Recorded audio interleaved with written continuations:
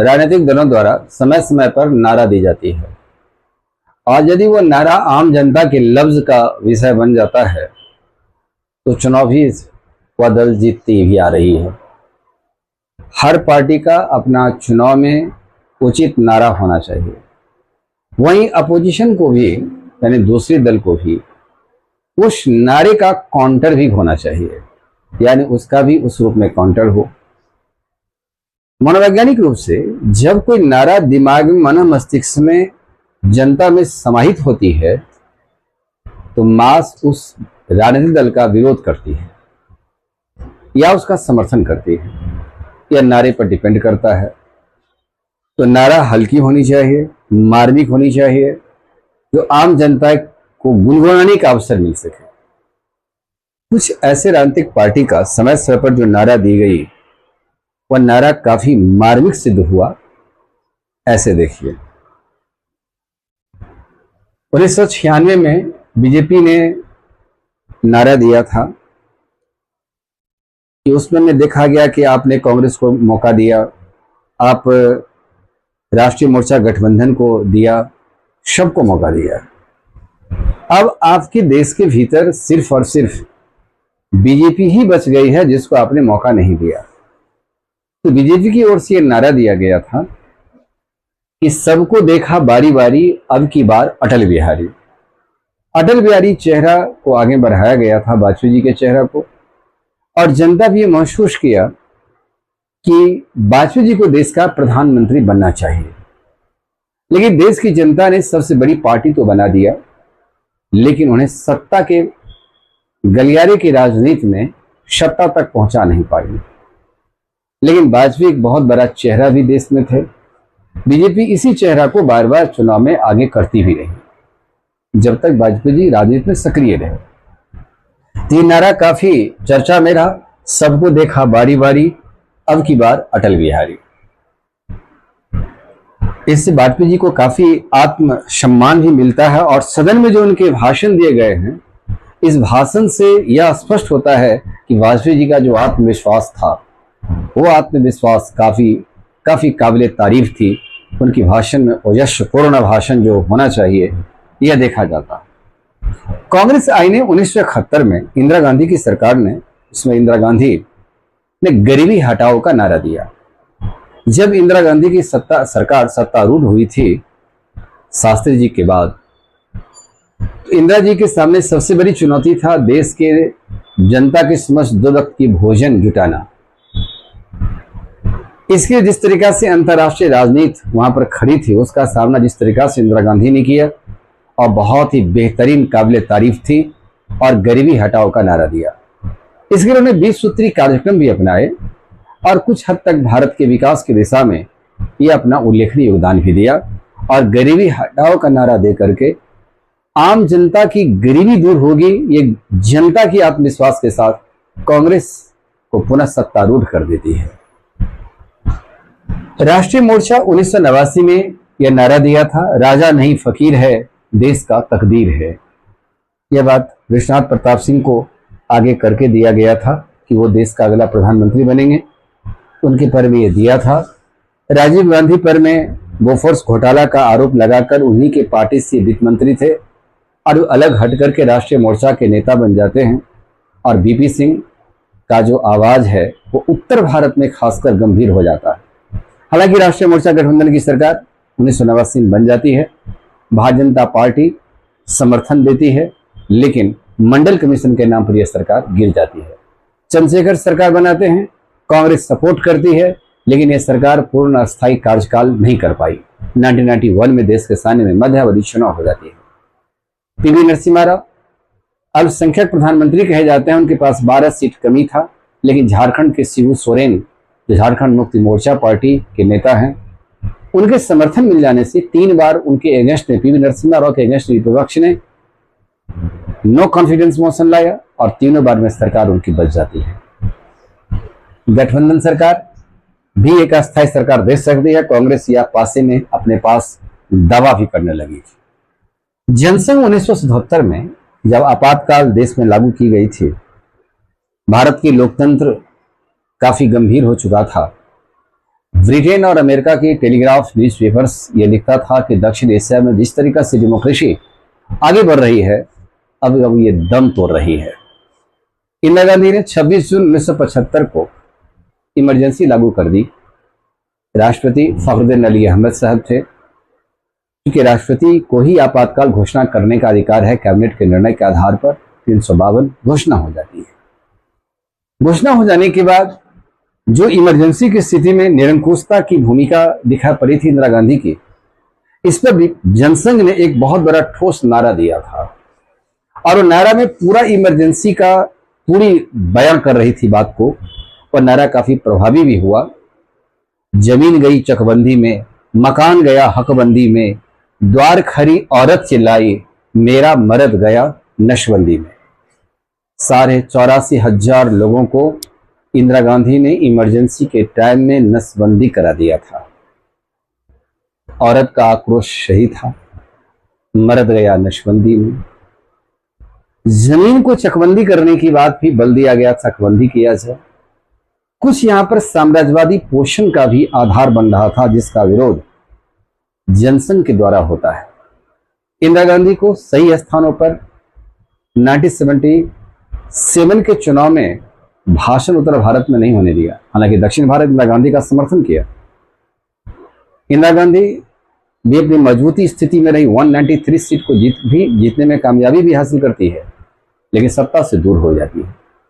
मोरारजी देसाई, जो उन्हीं के कांग्रेस पार्टी के सक्रिय सदस्य, जनसंघ को ज्वाइन कर चुके थे और देश का प्रधानमंत्री मोरारजी देसाई बन जाते हैं। और यह नारा काफी इफेक्टिबल था, जिसको जनता के मन मस्तिष्क में समाया था। इंदिरा गांधी के विरुद्ध में वोट देने का कार्य किया। स्वयं इंदिरा गांधी रायबरेली से चुनाव हार चुके थे और राजनारायण, जिनकी राजनीति में उतनी अच्छी पकड़ नहीं थी, उन्होंने हराया। जो राजनारायण साहब चुनाव सभा को जीतने के बाद संबोधन कर रहे थे, यहाँ की जनता ने एक कार्य गलती की कि राजनारायण को वोट दिया। तो सोचने की बात है, उन्हें विश्वास नहीं था कि हम चुनाव जीत रहे हैं। तृणमूल कांग्रेस पार्टी का नारा है मां, माटी और मानुष। इसी नारा के बदौलत तृणमूल कांग्रेस पश्चिम बंगाल में लगातार सत्ता की ओर बढ़ती भी जा रही है। और जिस तरीका से कांग्रेस पार्टी को उखाड़ कर उन्होंने फेंका, आज वहां की महत्वपूर्ण ही नहीं, सत्तारूढ़ दल में यह तृणमूल कांग्रेस का स्थान है। बीजेपी ने 2014 में सब काफी चर्चित नारा आप लोग जानते होंगे, 2014 में दिया, सबका साथ सबका विकास, अच्छे दिन आने वाले हैं, अब की बार मोदी सरकार। ये बार बीजेपी ने 2014 में नारा दिया और बीजेपी सत्तारूढ़ हो जाती है।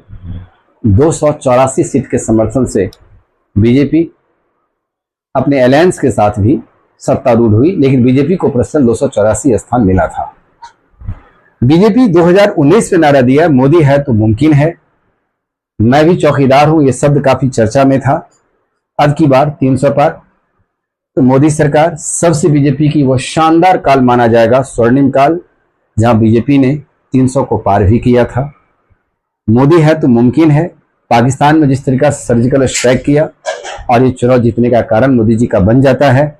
मैं भी चौकीदार हूं, यह शब्द काफी जनता के लफ्ज पर आ चुका था।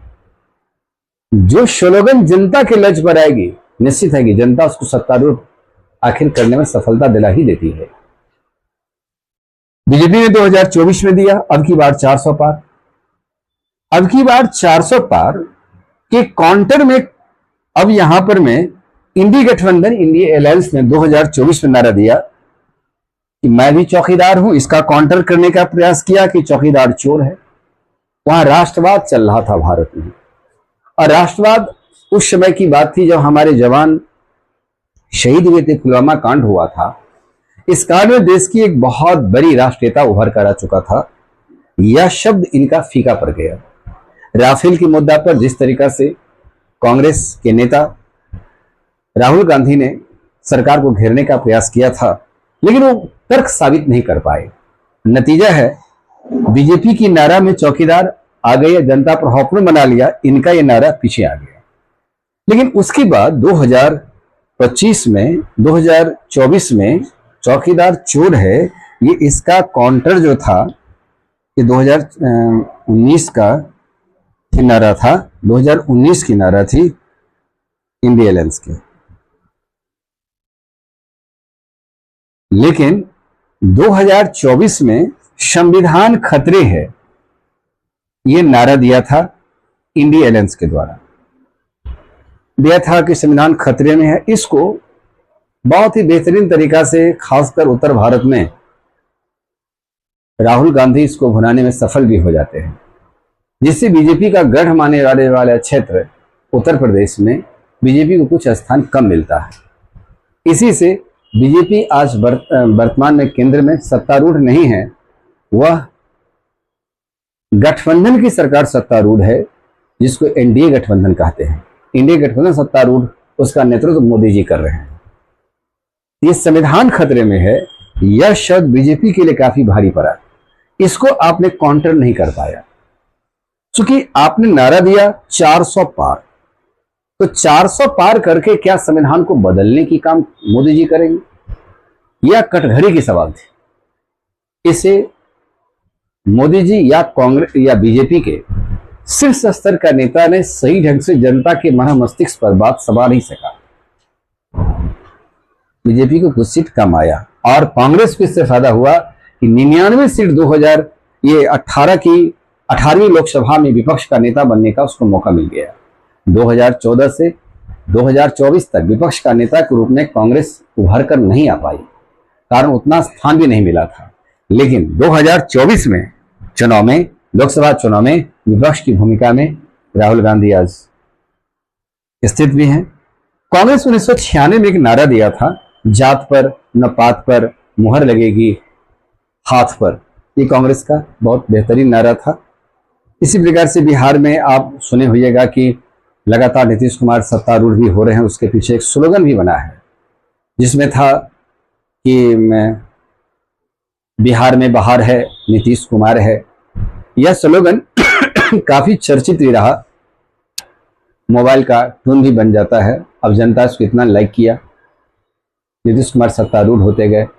इस बार 2025 में चुनाव जो बिहार में होने जा रही है, तो अभी से एक पर्यावरण बन रहा है, 25 से 30 फिर से नीतीश। यह भी एक सटीक शब्द है जो जनता के मन मस्तिष्क में जा रहा है। अब जनता 25 के चुनाव में क्या सही मायने में वर्तमान सरकार को सत्तारूढ़ करेगी, यानी नीतीश कुमार को सत्तारूढ़ करेगी, या और भी स्लोगन आएगा, चुनाव के समय में देखा जाएगा। ये चुनाव है जहां भारत की राजनीति इस पर गर्म हुई है। आम जनता के मनोदशा में एक ऐसी हवाएं आई है जिस हवा की रुख ने सत्ता की ओर भेजा है, किसी दल को सत्ता से बाहर भी किया है। हाँ, एक बात और भी सावधानी बरतने की बात है कि गलत स्लोगन नहीं बना सकते हैं। कुछ गलत स्लोगन से यह जनता को यह जनादेश में देखा जाता है। जैसे वाजपेयी जी जब 2004 में चुनाव लड़ रहे थे, तो समय से पहले चुनाव कराने का फैसला सरकार कर लेती है, और उसमें चुनाव हुआ तो हमने 1999 की लड़ाई लड़ी थी। 1998 में हम एटम परीक्षण वाजपेयी जी किए थे। तमाम बात के बाद वाजपेयी सरकार हार जाती है। उसमें एक नारा था, फील गुड फैक्टर, क्या आप अच्छा महसूस कर रहे हैं? लेकिन जनता ने अच्छा महसूस नहीं किया और कांग्रेस को सत्तारूढ़ किया, और डॉक्टर मनमोहन सिंह 2004 में सत्तारूढ़ हो जाते हैं। तो जनता की भावना को भी समझना है, उस भावना के विरुद्ध नारा नहीं होनी चाहिए। इसलिए अभी बिहार में चुनाव है, हर पार्टी अभी आपका इलेक्ट्रॉनिक्स मीडिया के द्वारा जिस तरीका से प्रचार होती है, उस प्रचार में स्लोगन एक मुख्य भूमिका निभा सकते हैं। वैसे जनता जागरूक है, किसके पक्ष में वोट डालेगी, किसको सत्तारूढ़ करेगी, यह कहना कठिन होता है। चुनाव के दिन तक भी फैसला होता है। ये नारा भारतीय राजनीति का एक आधार बना है, सत्ता के गलियारे की ओर, सत्ता की राजनीति में।